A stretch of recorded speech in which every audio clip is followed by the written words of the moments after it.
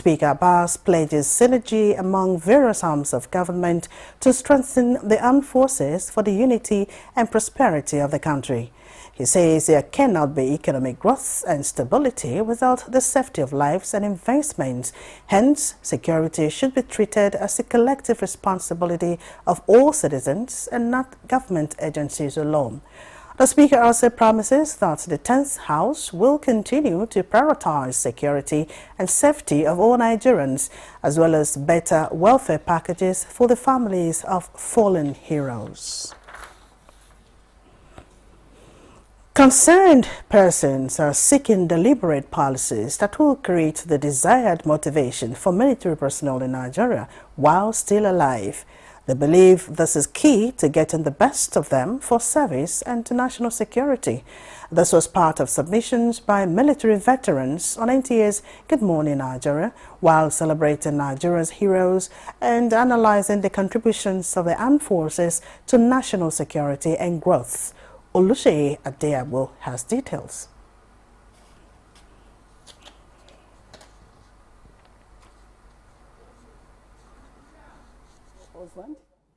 Morenike Henry served in the Nigerian army for 18 years. Not knowing that when she was serving, she don't even know that time was going. You understand? Because all is just to put her best into whatever she's doing. She is explaining what it means to be a female soldier, and now, as the National Coordinator, Female Veterans Association, she believes more involvement of the private sector. I serve in veteran office in UK. It's not left for the government alone. We have agencies that comes to help them, especially the old age, the old ones. For the other guests who were also in the military, their vocation presents an opportunity to serve and honor the nation, but also requires the support of Nigerians. We need to move with the technology, move with the combat culture that is evolving, and then equip them accordingly to match that, if not surpass it. It's important that we imbibe the culture of accountability. If resources are allocated, if resources are earmarked for something, we have to ensure that it's used for that. The guests who appreciated various initiatives of the current administration to make life better for servicemen and women were, however, unanimous in their plea for enhanced welfare for members of the armed forces.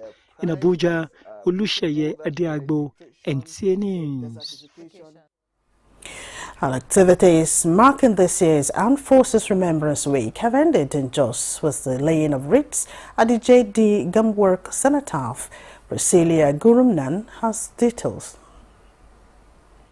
Those who laid wreaths include Governor Caleb Mutfwang, Speaker, Plateau State House of Assembly, Chief Judge of Plateau State, GOC 3 Division and Commander Operation Safe Haven, as well as other heads of security agencies. I want to salute the men and women of the Nigerian Armed Forces for their gallantry in trying to secure our nation, both internally and externally. Just last month, the President Commander-in-Chief just signed the newly reviewed harmonized terms and conditions of service.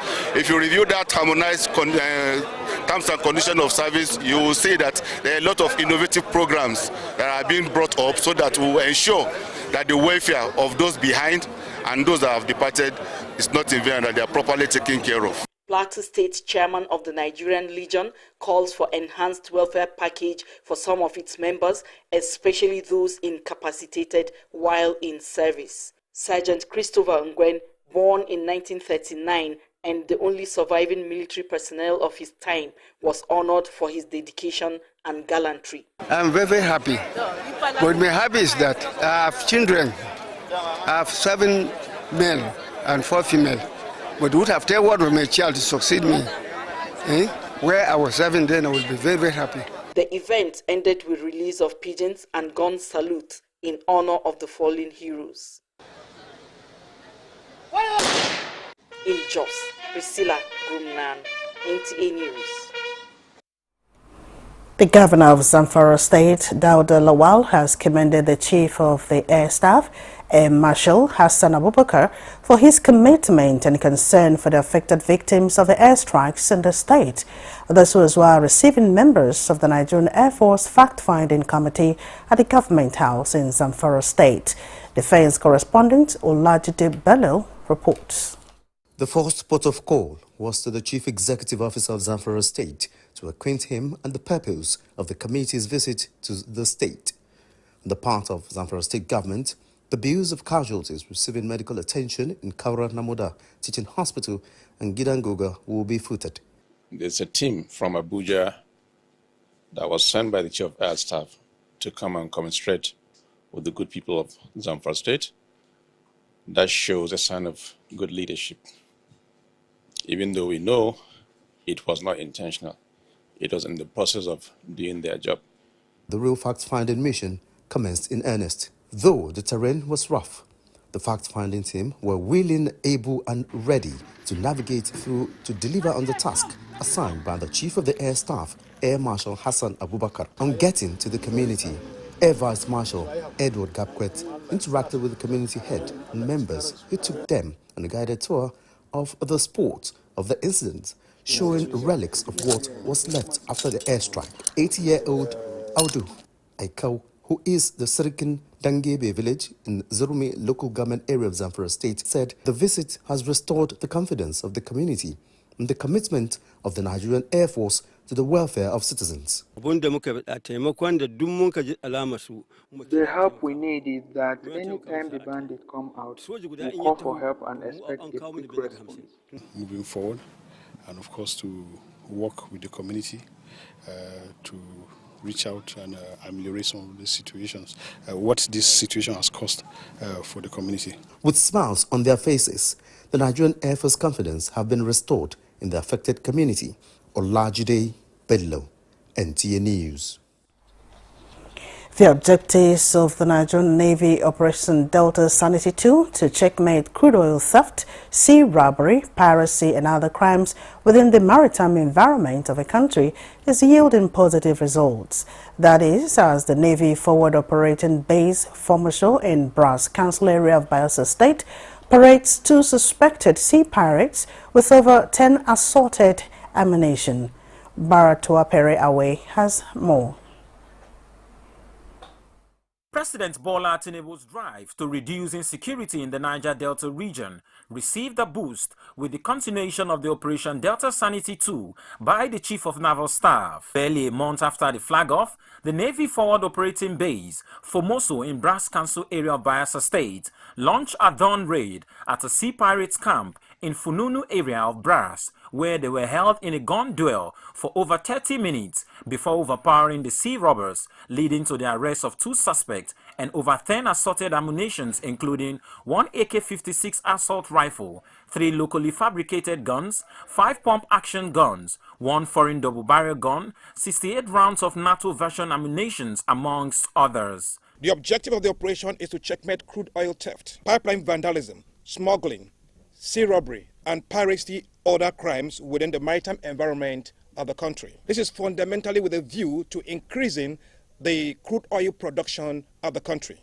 Commanding Officer Forward Operating Base Formoso, Captain Ifeanyi Chukwu Mabioku, says while many criminals fled with gunshot injuries, the Nigerian Navy will continue to conduct such sting operations to resist and arrest criminals desperate to undermine the peace of the country. Those pirates, sea robbers, as well as kidnappers, use the assorted camp as an encampment from where they launched their attack on the innocent seafarers. I make bold to state that the deactivation of the pirates, sea robbers camp, as well as the arrest made and the recovery of the enumerated weapons is a testament to the Nigerian Navy's resolve and commitment to drastically reduce maritime-related crimes within the country's maritime domain to the barest minimum. The Nigerian Navy Operation Sanity 2 has brought relative peace and security in the area, as well as brought illegal bunkering and trade on the waterways to the barest minimum. From Formoso in Brass Council area of Bayelsa State, Baratwai Pre Awe, NTA News. You're watching the News Desk at 3 on NTNS 24. Still ahead, more than 390 Nigerian migrants stranded in Niger Republic repatriated. More reports in a moment. Stay with us.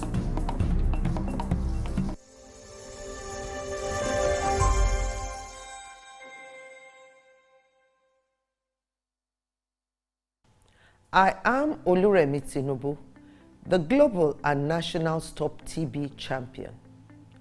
Many people have asked why I've chosen to champion the fight against a disease like tuberculosis.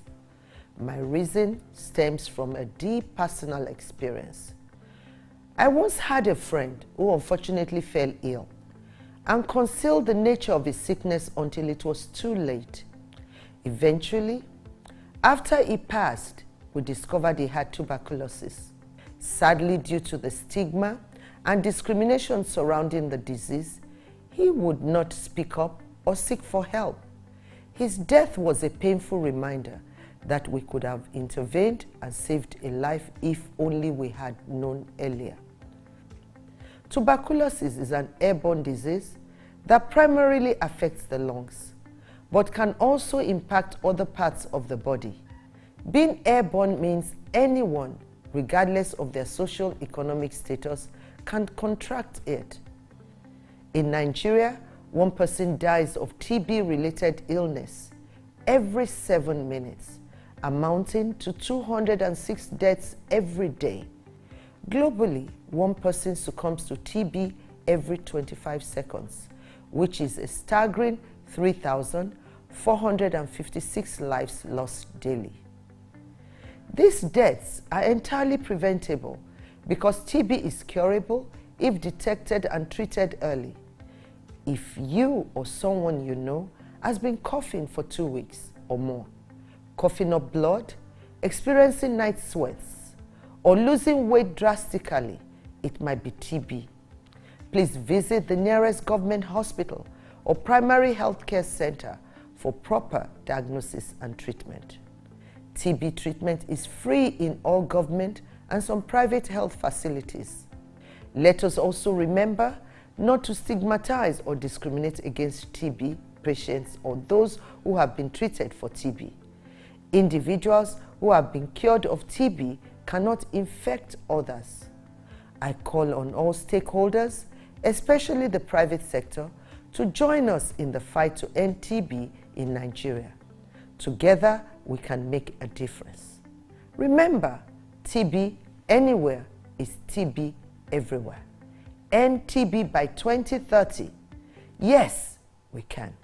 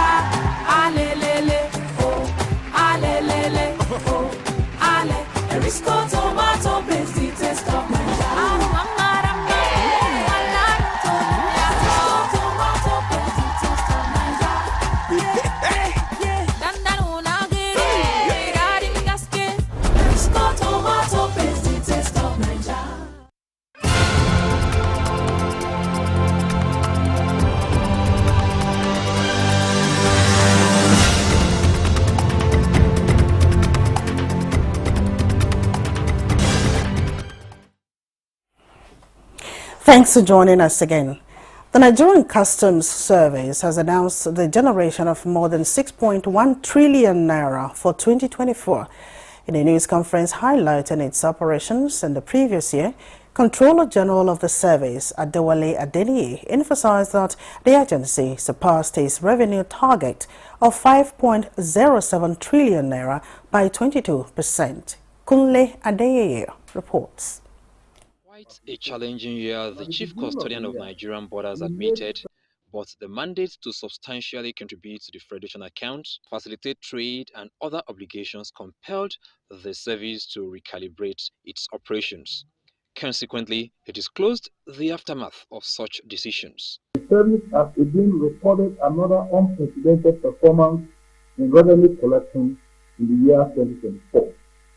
During this year, we collected a total sum of 6,105,315,543,489 naira 50 kobo.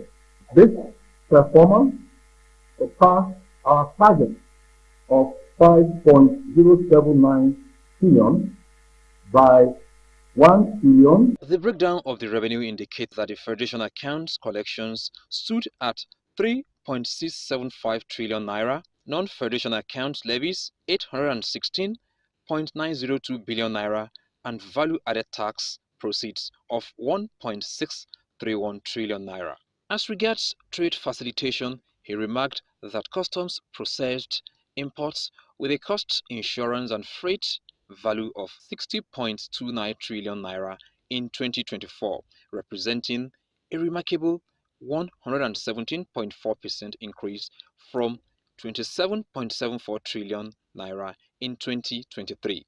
Giving an insight into year 2025, the Comptroller General said much attention will go to the development and deployment of technology infrastructure, especially homegrown solutions, to achieve better efficiency. Kunle Adeyeye, NTA News. The federal government has repatriated no fewer than 390 Nigerian migrants stranded in Niamey, Niger Republic. Fatima Sanusi Karaye reports that the repatriated persons received at Immigration Training School, Kano, were stuck in Niger Republic en route Europe for greener pastures. The repatriated Nigerians stranded in Niamey, comprising 387 males, 2 females, and an infant, arrived Nigerian Immigration Training School, Kano, for documentation. The documentation is to enable the returnees to have access to the federal government reintegration and support programs. Federal Commissioner of the Refugees, Migrant and Internally Displaced Persons, Tejana Ahmed, reaffirmed government's commitment to reintegrating the returnees into various empowerment programs to become useful to the society. By their coming back, the federal government and the National Commission for Refugees, Migrants and Internally Displaced Persons, after this registration and profiling, they will try as much as possible to provide them with empowerment programs. Of course, it is always easy to say that the other side is greener, but as you can see, they have gone and come back, and I've seen that the other side is not as green as they thought. Some of the returnees share their experiences. Yes, people used to lose their life on their way. They are among the ones that God gifted us with this, bless us with the life, and happy we are here back to Nigeria, alhamdulillah. The repatriation from the Republic of Niger is the third batch under the federal government voluntary return initiated in 2024. In Kano, Fatima Sanusi Karai, NTA News. The Federal Competition and Consumer Protection Commission, FCCPC, has signed a Memorandum of Understanding with the Nigerian Communications Commission, NCC. The initiative is designed to protect Nigerians from exploitative practices in the telecommunications sector. Olaika Ojo reports.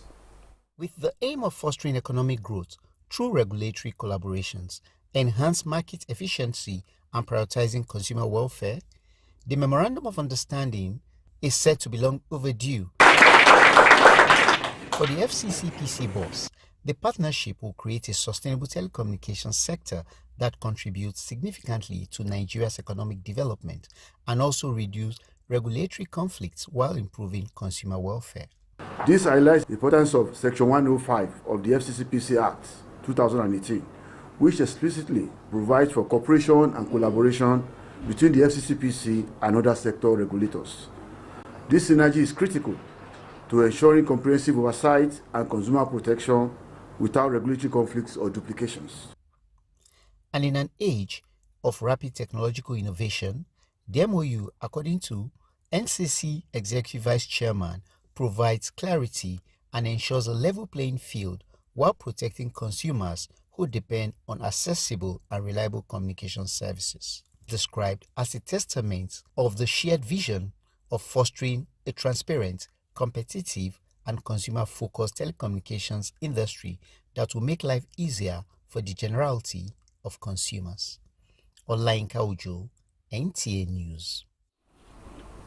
And that concludes the News Desk at 3 on NTA News 24. Thanks for your company. I am Mina Daniels.